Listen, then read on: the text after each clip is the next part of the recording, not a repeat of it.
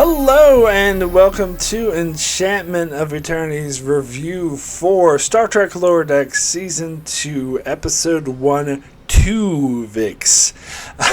This video is a part of a series of videos where I review episodes of Star Trek Lower Decks, one episode at a time. In this video I will cover the Season 4 premiere Twovix.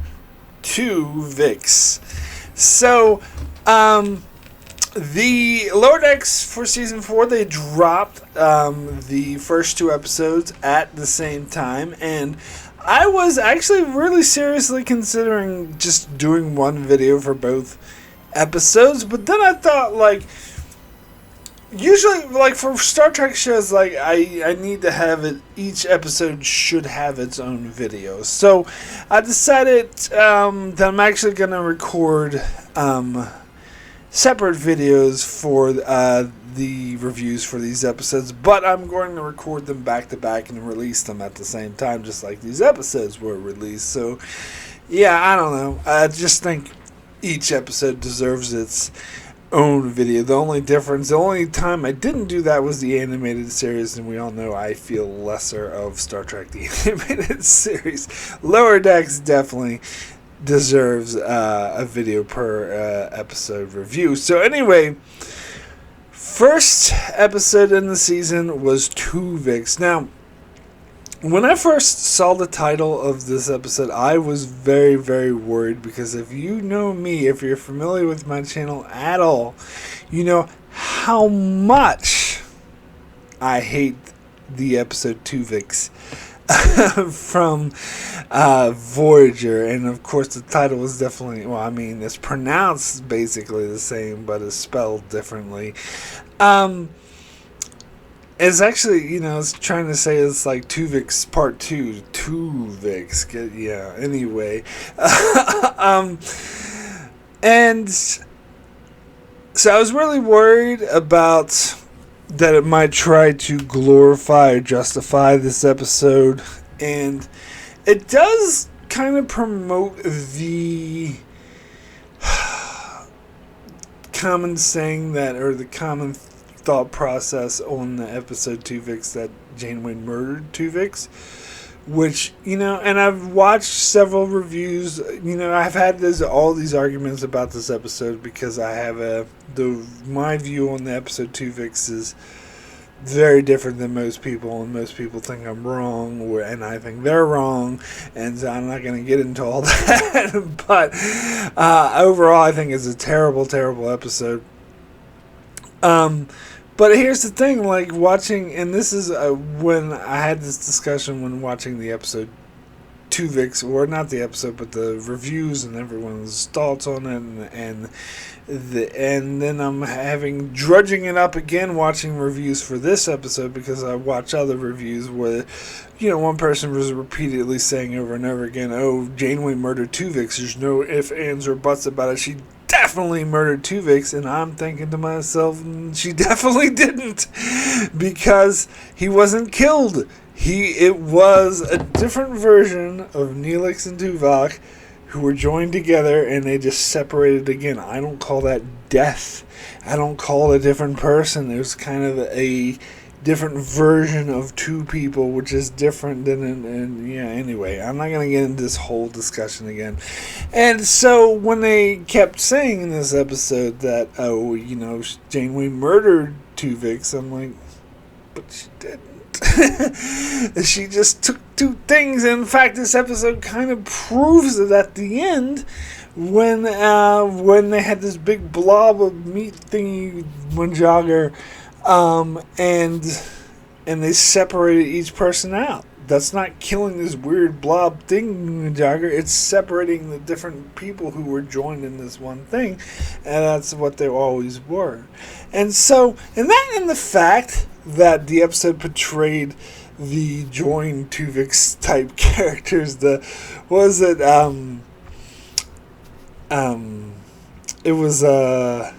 Tillix, I think, Ta'ana and Billups joined together, so it was Tillips. but started with them, and then they got all these other different joined people, and the way that they started acting like evil, and like, oh, let's join people. I'm like, they're not acting anything like their actual characters, which makes this episode just like Twovix, because in that episode, Twovix acted nothing like Neelix. And Tuvok, he was a narcissist who only cared about himself and wasn't willing to sacrifice himself for the ship the way that Tuvok and Neelix most certainly would. Therefore, he acted nothing like Twovix, and these characters acting nothing like their actual characters. And all of a sudden, just because they're joined to turn evil and like, oh, let's join all these people and take over the ship, to me was perfect satire. Parody, even if people who like that episode goes over the head, but in my opinion, it was perfect satire parody, making fun of how awful that episode is. Now, you could just say that's just my rosy interpretation. I am viewing the lens of this episode through my lens of how I see Twovix, but god damn it, I'm going to. I don't care. Because I want to like this episode, so it's so funny. So in that way, I'm actually not bothered by it, because ultimately, I mean, you could say that they're just, going over the top and doing parody and not actually making commentary that the Twovix character was acting nothing like Neelix and Tuvok, but I think it was. I think it definitely was. And I think it was challenging the assertion that killing Twovix was murder, because in the end, or at least that it's a bad thing. Maybe not challenging that it's murder specifically, but challenging that it's immoral, because in the end, when, at first, Tendi was totally against killing or, separating was Tillips or whatever, and towards the end she was like, yeah, no, I got no issue, it was just this weird blob. So it's kind of saying, well, then there's no issue with that, then there's no issue with the whole thing. And I've heard other people, again, other reviewers talk about, oh, this is great moral dilemma, and people get really passionate, was Janeway justified? But my stance has always been that when someone once asked me, you think Janeway was wrong for, what she did? I think the question was wrong. I think the whole episode just was poorly written and bumbled the question horribly and tried to present this great moral dilemma, and instead it failed, and it failed at what it was trying to do, which is why I don't like to engage in whether or not Janeway should have done what she just should have done, because the whole scenario is contrived writing, doesn't make sense, it doesn't present as it's supposed to present, and it's just bullshit, and it's just a sloppy written, terrible episode. One of the worst episodes of the franchise. Didn't quite make my top 10 worst of the franchise. It should have. It would have made my top 20 worst. Anyway, and it's not because of what Janeway did. It's because it doesn't matter by this point, because it is such a terrible job staging it. But anyway, any chance I can get to rant about how much I hate that episode, I'll take. But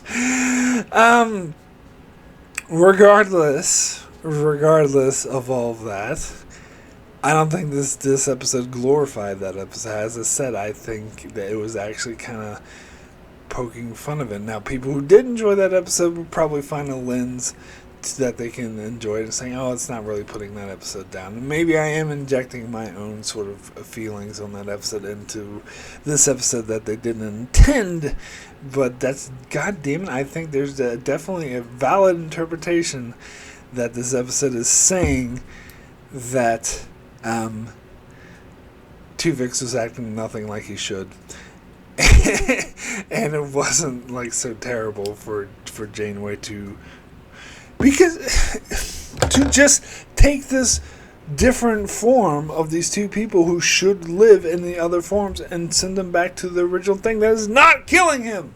I'm sick of people saying, "Oh, Twovix was murdered." No doubt, no question, there's no debate. There is a fucking debate, and I will debate you. She definitely did not kill him. I think you're wrong if you said she did. But anyway, because he didn't die. He was just a different version of two people. But anyway, I love how this episode sort of, I even though they flat out said, Janeway murdered him, I like the comedy. I like the comedic way they handled it, especially that I love the way that Freeman was like, "Oh, just send us Janeway's solution. We'll just do whatever she did. I'm sure it was great." I thought that was great, and then eventually they said, "What? She just killed him." And then of course, then you had Tullips, freak out and be like, "Oh, you're just gonna kill me," and acting completely out of character. And again, I already discussed that. I'm sorry, that was very clear commentary to me, that making fun of the fact that Twovix was acting nothing like Neelix and Tuvok. Just saying. But anyway, and it was, of course, it was, silly comedy, but what Lower Decks does, but I think it's also commentary.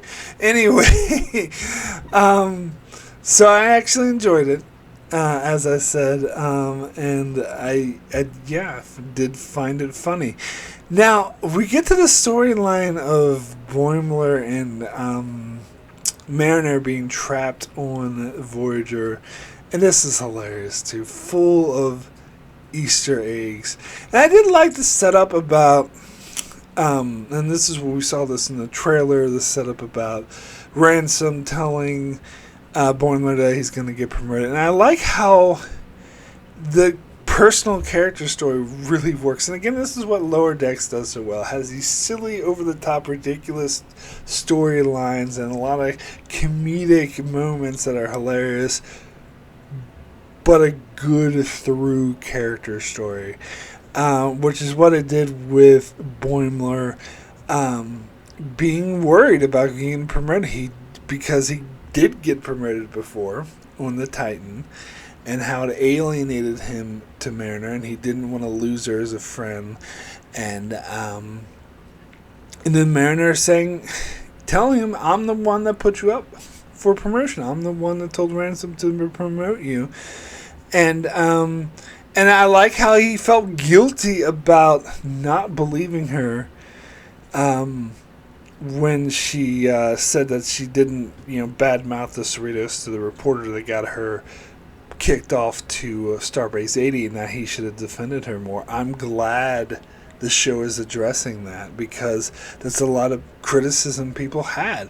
Now, granted, her, the Lower Deckers, our main characters, Boimler, Tendi, and Rutherford, they weren't as cruel to Mariner, and they weren't as ready. They didn't shun her the way that some of these other characters shun her, but they didn't defend her as much as they could have. And I know that some people complained about that, and I think it's good that the show addresses that, and addresses that he was worried about it. And also, I love Mariner's response, where she was just like, "Yeah, it's water on the bridge. It's all good. I want you to be happy." It develops their friendship in such a good way, that I think was just such a powerful character story. And I like how she gives him the confidence to do what he needs to do. But let's talk about those Easter eggs. We get the clown from the episode The Thaw. We get the macrovirus from the Macrocosm episode. We get the Dr. Chaotica, of course. He's fool. Of course, I got to bring him up. He's a fan favorite, and that hologram guy from the Irish town that Janeway deleted his wife. I love that, how yeah, he was making out with Marinara first, and she was like, "Oh, I like this guy though. He can stay." But then later, he was dragging her away. She's like, "No, I don't like this guy anymore." And how he was like at one stage, was like, "Oh, I miss my wife," making a reference to how Janeway deleted his wife, which, by the way, he wouldn't be aware of as a hologram, but. Neither here nor there. And then the way that the macrovirus becomes Borgified was hilarious. Like, it's completely implausible that this macrovirus would still be in Voyager. Like, there's, it was just lying dormant. Like, there's no way. But it's lower decks.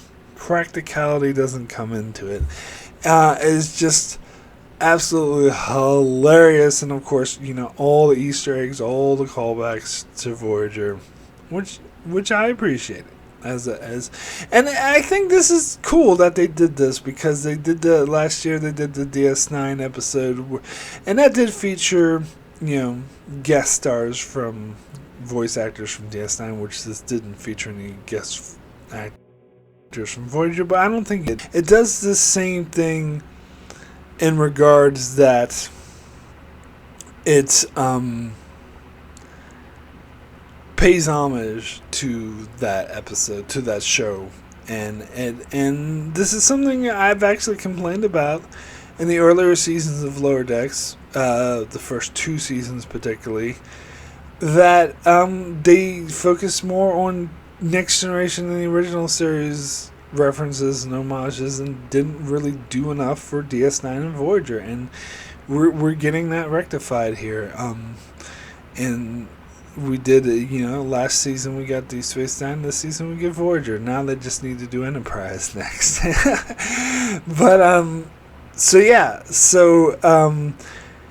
and I love the solution and I love how this was putting Boimler's promotion at risk, because he was seen as setting the micro thing because he was supposed to block the door, and he just ran and screamed. And how he rectified the situation, he went with Rutherford, who used Neelix's cheese to mess up. And that's a nice little deep cut reference. I barely remembered it. Someone had to tell me what episode it was from. I knew it was somewhere in the first season, because that's the only time they made a big deal out of the neural gel packs, and no one really cared about them. But it was actually the season 1 finale, Learning Curve, where that happened. It was some B plot that I didn't really care about anyway, but it was nice that they referenced that, and they mentioned it at the start of the episode, so you knew what I was talking about. And that, I think, that was funny. It was cool. It was great. So I did really like this episode. So my rating for Twovix out of 10, I'm going to give this an 8. Tempted to give it a 9, but I don't think it's quite as good to justify a 9. I don't think it's anywhere near as good as, say, the DS9 episode last season.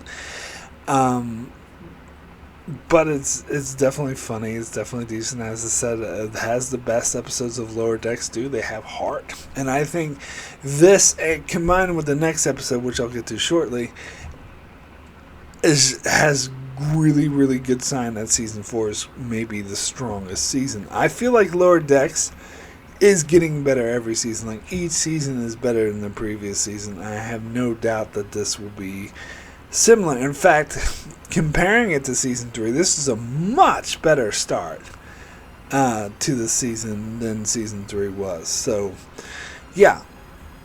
Really looking forward to it. Really enjoyed this episode. God, I'm so glad Lower Decks is back. So that is it for my review for Twovix. As I said, I am going to immediately record and upload my review for the next episode as well, so you can go watch that right away. And check out my channel as I continue to cover Lower Decks week to week, also covering Ahsoka week to week, and doing retro reviews for Star Trek The Next Generation. I am currently, though, in a hiatus for my Next Generation reviews. I had to take a little break. I will be back in a couple of weeks with more classic season 1 TNG reviews and other reviews as well, so be sure to subscribe so you can keep up with all of that. and thanks a lot for watching.